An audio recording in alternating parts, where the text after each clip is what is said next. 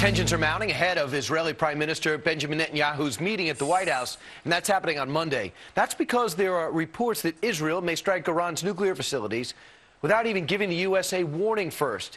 Here's what Israel's president had to say. The state of Israel is a sovereign state. She has the right and the capacity to defend herself against any threat. When we say that all options are on the table, we really mean it.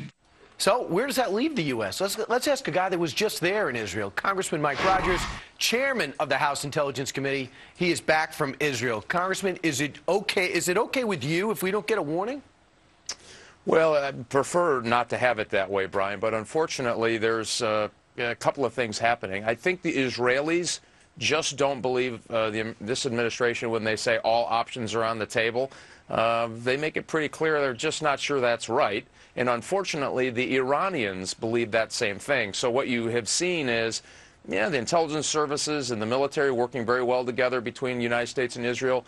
But there's this gap that I hope gets fixed when the president meets Mr. Netanyahu on Monday.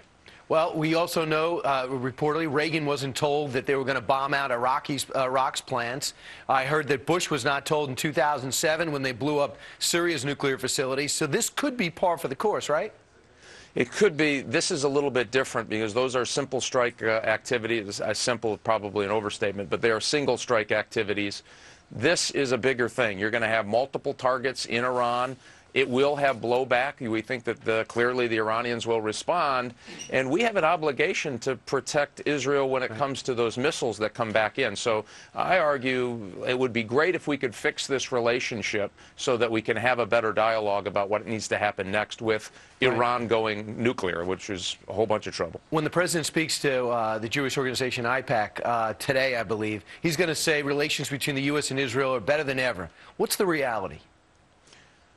I just don't believe that. Again, our military and intelligence services working exceptionally well together. There has been some improvement at that level, but the senior decision-maker level between Israel and the United States is just a little off-kilter, and we need to get it better. And just because you say it doesn't make it so. And I'll tell you, Israel is very nervous because they got a lot of trouble. They've got Egypt is kind of going south on them in their border. Hamas is better armed. Hezbollah, more missiles.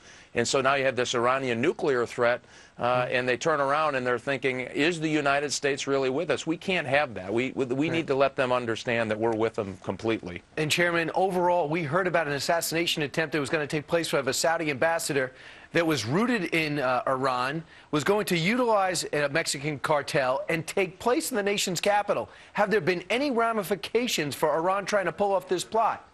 Well, that's been part of the problem, and I said that back then, Brian, is that if there isn't, then they're going to feel a little frisky, the Iranians. They're feeling like they're winning. So not only did you not see any ramification from that particular event, but then you see all of the other assassination attempts they just tried. They were targeted toward Israel, but in New Delhi and Bangkok and Tbilisi. So this is an Iran that's feeling, hey, we're kind of winning here. By the way, unilateral pullout in Iraq, that was, Iran said, hey, that's a win for us.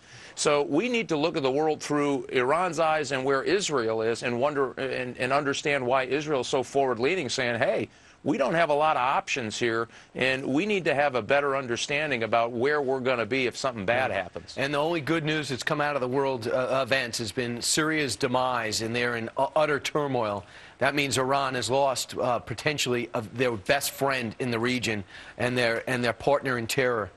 Congressman Rogers, with your FBI background and chairmanship, there's few better people we could talk to today. Thanks so much for joining us. Hey, thanks, Brian. Thanks for having me.